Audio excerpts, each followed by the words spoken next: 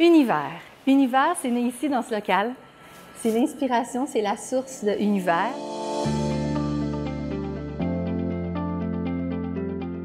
Univers, c'est basé sur la permaculture. La permaculture, c'est un coffre à outils, puis c'est des outils qu'on peut utiliser justement pour que l'humain fasse partie intégrante de la nature.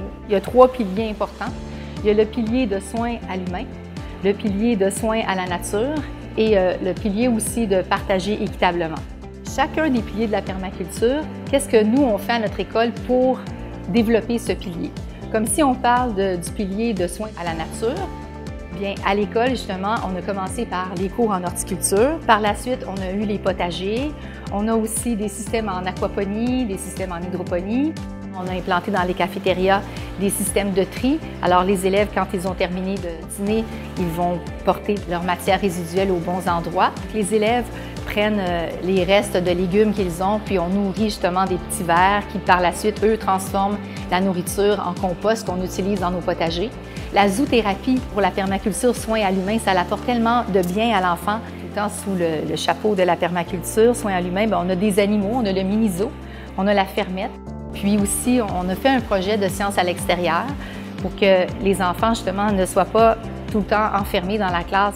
Avec tous les produits que nous récoltons, les légumes, les fruits, tout ça, on a réalisé qu'on était riche, on avait beaucoup de surplus. Donc, c'est là que Partager équitablement est arrivé dans notre histoire. On a créé justement un petit magasin pour vendre nos produits.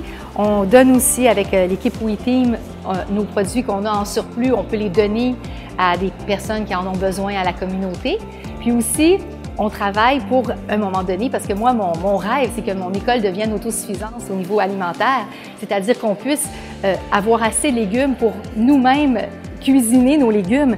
C'est pour ça aussi qu'on a justement la cuisine où les dragons verts cuisinent et utilisent les produits que nous, on récolte pour faire des baumes à lèvres, pour faire des salades, pour créer des smoothies. Les élèves au primaire ont besoin d'encadrement.